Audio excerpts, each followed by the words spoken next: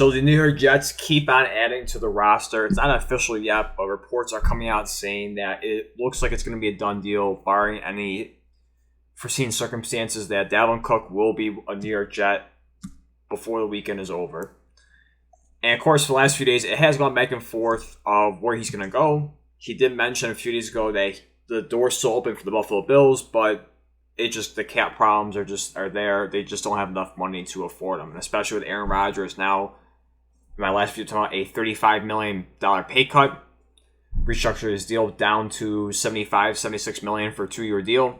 It definitely opened up the room for the possibility of signing Dalvin Cook. Now, reading the roster, if it is confirmed going through and it is 100% he will be on the team, this is what the team is going to be looking like with Dalvin Cook on the roster. So, of course, you have quarterback Aaron Rodgers, obviously. For the 2 running backs, you have Dalvin Cook and Breece Hall. For the 3 wide receivers, you have Garrett Wilson, Allen Lazard, McCole Hartman, and tight end, you have Tyler Conklin. That is a stud offensive group right there, especially at the running back group, because the next people I'm going to mention, not just for running back, but for reserves, it goes pretty deep. So you still have Randall Cobb, Corey Davis, C.J. Umanzada. For running backs, you have Knight, Michael Carter, and Abadenka, if I have that right, the rookie running back out of Pitt. And you look at that is tons of depth. Now, I don't know if Corey Davis is going to make it because he's had tons of injury problems since he's joined with the Jets. So I don't know if he will be on the roster or not. I'm not sure how it works with the cap issues and stuff like that, but he may be one of the odd men out going into training camp, or at least for right now, the first few days. We don't know if he'll make it or not. But looking at the team right now, and also throwing the rumors of Davante Adams might want to go to the New York Jets as well.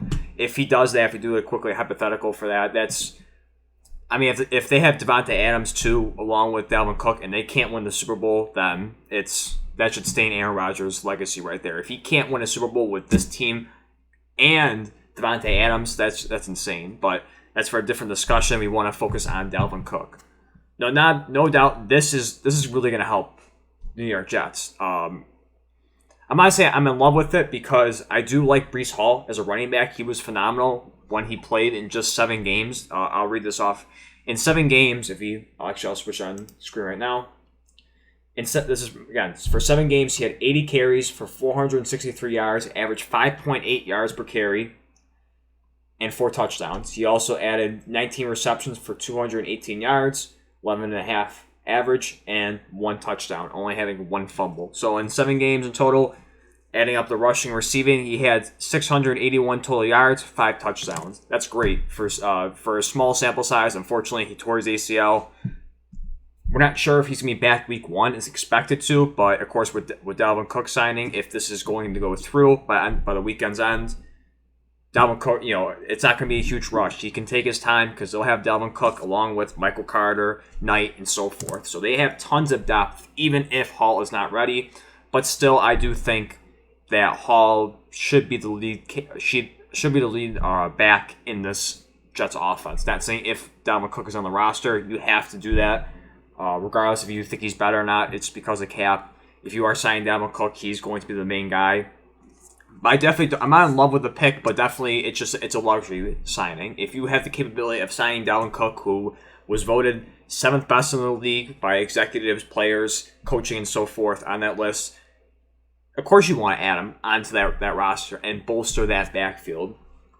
If you look at Dalvin Cook, in his career in 1,282 attempts, he's just under 6,000 yards rushing, 4.7 yards per carry, pair up with 47 touchdowns. And also, he too adds in the receiving game too with 221 receptions for 1,794 yards and 5 touchdowns. Not big on that aspect, but still capable of catching the ball.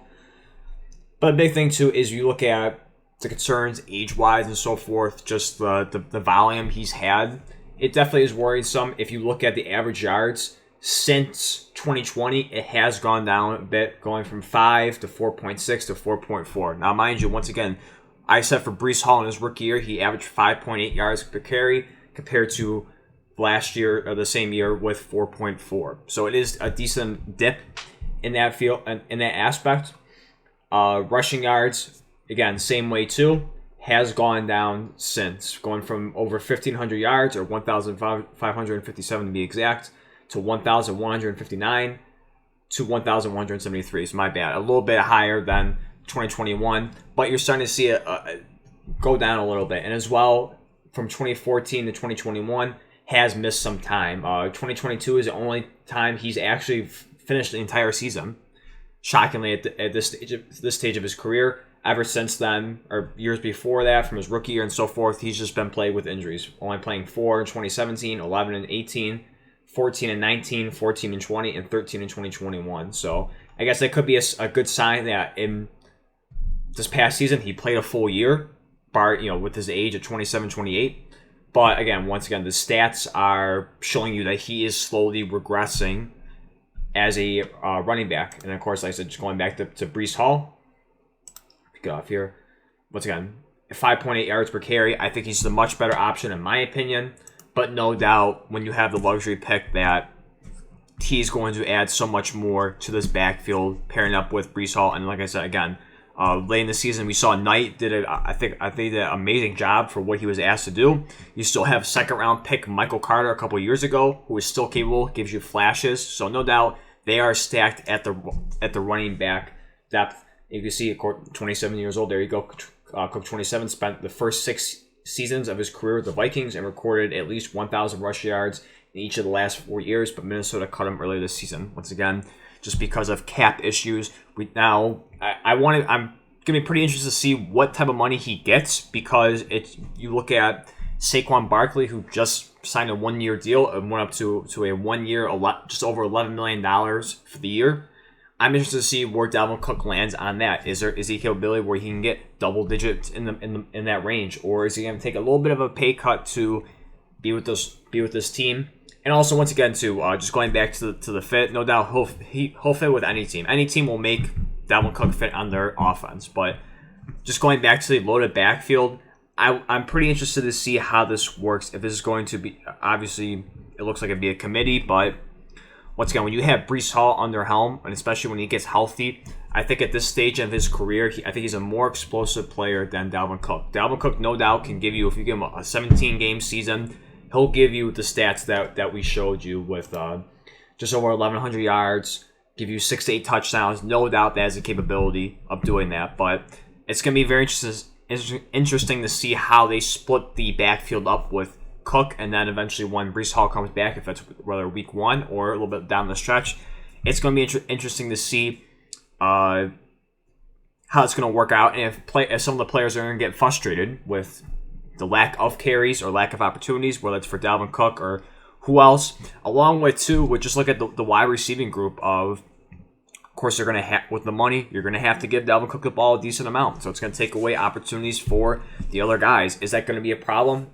So far, I don't see any people complaining about it, but once again, you never know. Once you get into a game, depending on how things go, people get frustrated, so we'll definitely see that. But it's going to be interesting how they're going to keep everyone happy, especially when they sign Dalvin Cook, when that is confirmed. And also just going back quickly to the rumors of Davante Adams, because if they do that, no doubt Hartman will be kicked out of the third wide receiver spot, so the wide receivers would be Davante, Garrett Wilson, and Allen Lazard. And like I said in the beginning of the video, if that somehow happened, which it's very unlikely, but if he did that, if they were able to land Davante Adams and they can't win a Super Bowl, I'm sorry, that is a total failure. But just looking at Dalvin Cook alone, no doubt this puts him to the top of Super Bowl caliber. I know a month or two ago I made a video about their schedule, and I didn't say I wanted to put them over the top just yet for a Super Bowl caliber team. I said no doubt like playoff caliber. But the more I look at it, and of course with the addition soon of Dalvin Cook, it's definitely looking like that with an elite defense, and now having Aaron Rodgers and all the star-studded cast they have. The more I look about it, the more I keep seeing things of the team, I think it's not crazy now to say that this is no doubt a Super Bowl caliber team. This puts them into the toughest division in the NFL with the AFC East, with the Buffalo Bills, Miami Dolphins. We'll see what the New England Patriots do, but could be challenging at times still, regardless, because of Bill Belichick. But no doubt it's going to be with that. It makes it the toughest division So it's going to be interesting to see how they make it out of that. And also in the AFC entirely, once we get outside of the division, and how far they go. No doubt on paper, this team has a capability of making the playoffs, especially with now Dalvin Cook under the helm. When that is confirmed, when he does get signed, whether it's going to be later today or tomorrow, we'll see. But it's no doubt the best backfield in the AFC East, without question. No doubt. It's very, very deep.